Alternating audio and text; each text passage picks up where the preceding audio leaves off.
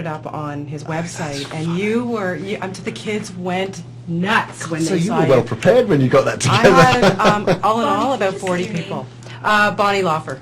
Because I had Elijah, and it was great. So thank you. You were a hit. You were a hit, and I totally appreciate it, and I'm indebted to you for life. What kind of pressure is it to be the point person for King Kong?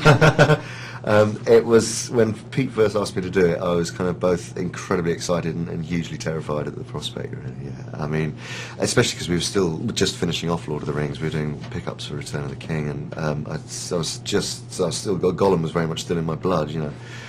So the thought of creating another CG character was, and a character which was, at that point, I just thought, well, how are we going to create this? Because Gollum was so full of, his personality was conveyed through all the amazing dialogue that was written, and the way he sounds and the way he speaks, and I thought, how are we going to give range and sophistication to a character that is a gorilla, but I didn't know much about gorillas. Well, you did some extensive research. I mean, what ended up being the most challenging for you in terms of that? Kong has been a million times more difficult and therefore more challenging, I would say, than Gollum. And I never thought I'd hear myself say that. But in terms of creating the character, technically, physically, and emotionally more challenging. And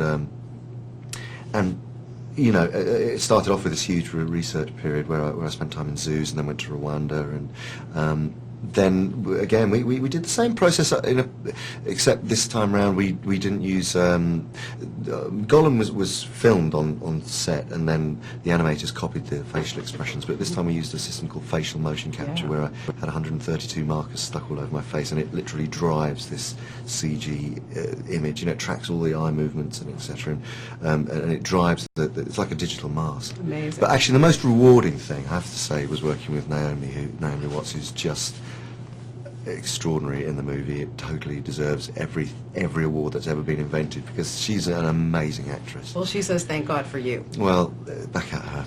No, I understand that you got a little close with one of the gorillas in the zoo. I did, it's true. Her name was Zaire. We formed a very strong bond, and over the couple of months that I was there, she got rather attached to me and got quite resistant to me giving attention to anyone else, including my wife when she came down one day, and she got this big bottle of water and slapped it like that and completely soaked Lorraine, who just was like, what's going on here, and then she could pick up on the signs. Now, why do you think the story holds up, and why do we feel so bad for poor King Kong?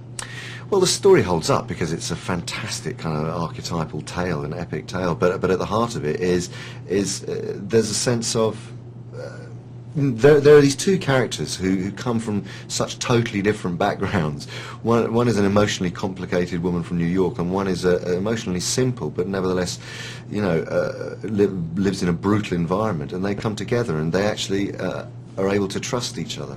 And that is the essence of the way that we portrayed their relationship. It's nothing really to do with a sexual relationship. It's much more to do with them completely, unconditionally loving each other in a sense.